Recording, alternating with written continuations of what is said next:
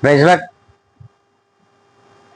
మన ప్రభువైన క్రీస్తు యేసు నామమున వీక్షించున్న ప్రతి ఒక్కరికి శుభాభివందనములు తెలియజేసుకుంటున్నాను. ఈ దినం దేవుని యొక్క వాగ్దానాన్ని మనం చూద్దాము. అది హగ్గై గ్రంథము నుండి 2వ అధ్యాయము 3వ లేఖనం.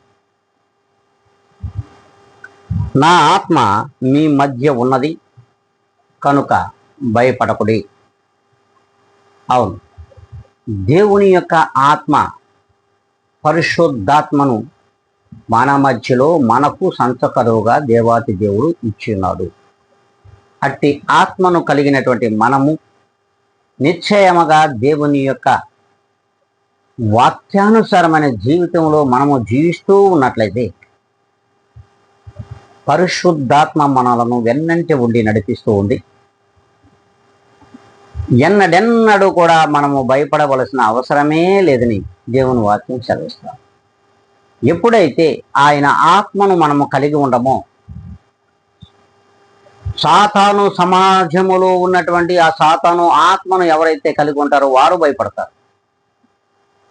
దేవుని యొక్క ఆత్మను కలిగిన ఏ ఒక్కరూ భయపడవలసిన అవసరం లేదని, ఈ దేవుని నుండి అట్టి ఆత్మను కలిగి దేవునిలో జీవించండి, భయపడవద్దని దేవాతి దేవుని వాక్యం సెలవిస్తాం.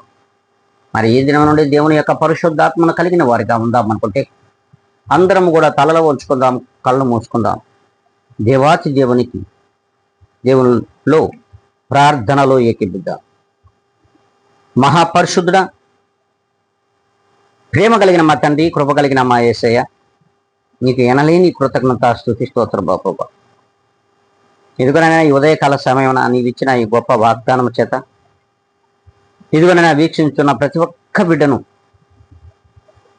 ఆయన ఒక్కసారి వినగలిగినటువంటి చెవులు వారికి దయచేయండి, గ్రహించగలిగినటువంటి హృదయం వారికి దయచేయమని మీ ఆత్మను మా మధ్యలో ఉంచి ఎన్నడెన్నడూ మేము భయపడకుండా మీ యందు మీలోనూ జీవించడం కావలసిన కృపా సహాయమును మెండుగా నిండుగా దయచేయమని బ్రతిమలాడుకుంటూ మరొక్కసారి నీ ప్రియ బిడ్డలను మీ చేతులకు అప్పగిస్తున్నా. ఇదిగోనైనా మీ పాద ధూళినైనటువంటి నేను, మీ పాదముల దగ్గర బూడిదియు అనేటువంటి నేను యేసు క్రీస్తు యొక్క శ్రేష్టమైన నామములో అడిగి వేడుకుని ప్రార్థిస్తున్నాను మా తండ్రి. ఆమెన్.